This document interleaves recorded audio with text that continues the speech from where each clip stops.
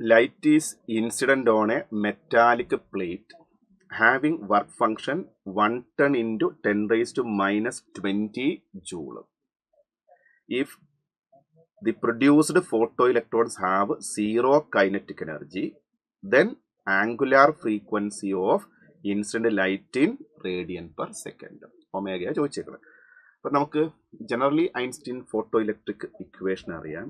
Energy of incident radiation എന്ന് പറയുന്നത് is utilised for 2 purposes. ഒന്ന് ഫോർ നോക്കിംഗ് ഔട്ട്, ജസ്റ്റ് മെറ്റലിൽ നിന്ന് ഇജക്റ്റ് ചെയ്യാൻ, and for providing maximum kinetic energy. ഈ 2 പർപ്പസുകൾക്കാണ് യൂസ് ചെയ്യുന്നത്. നമ്മുടെ ക്വസ്റ്റിൽ എന്ത് പറഞ്ഞിട്ടുണ്ട്?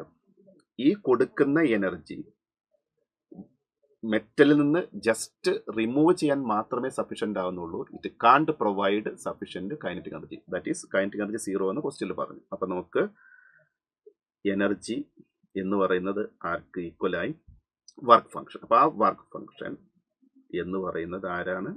എച്ച് ന്യൂ ആണ്. നമുക്ക് ആംഗുലാർ ഫ്രീക്വൻസി ആണ് ചോദിച്ചത്.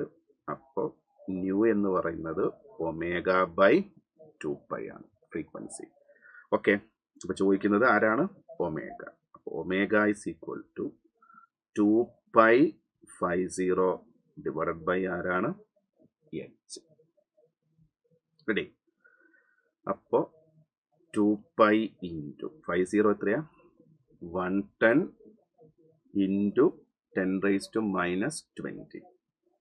എച്ച് ക്വസ്റ്റ്യനിൽ എത്ര എടുക്കാൻ പറഞ്ഞിട്ടുണ്ട്? 6.63 into 10 raised to minus 34. Okay, anyway 2π 6.63 വേണമെങ്കിൽ നമുക്ക് എന്ത് ചെയ്യാൻ പറ്റും? 6.28 എന്നുള്ള ഒരു അപ്രോക്സിമേറ്റ് വാല്യൂ വെച്ച് അത് രണ്ടും ക്യാൻസൽ ചെയ്താൽ 110, കുഴപ്പമില്ല, ഞാൻ അപ്രോക്സിമേറ്റാണ് ചെയ്യുന്നത് കേട്ടോ, എക്സാക്ട് വാല്യൂ അല്ല. നമുക്ക് എന്തായാലും ന്യൂമറിക്കൽ അല്ല, സോറി ഇൻറ്റീജർ ടൈപ്പ് അല്ല, ഓപ്ഷൻ ഉള്ളതാണ്. അതുകൊണ്ട് നമുക്ക് അപ്രോക്സിമേറ്റ് ചെയ്യുന്നു എന്നുള്ളതുകൊണ്ട് വലിയ പ്രശ്നങ്ങളൊന്നും വരുത്താൻ നോക്കാം. 110 ഇൻറ്റു 10 raised to minus 34 മുകളിലേക്ക് പോയി +34 ആണ്. +34 -20 +14. അപ്പോൾ നിയർലി നമുക്ക് എന്ത് എഴുതാം? 1.1 ഇൻറ്റു 10 raised to 16. അപ്പോൾ അതോട് റിലേറ്റ് ചെയ്ത് വരുന്ന ഒരു ഓപ്ഷൻ എന്ന് പറയുന്നത് ആരാണ്? ഫസ്റ്റ് ആണ്. 1.04 ഇൻറ്റു 10 raised to 16. ഓക്കെ.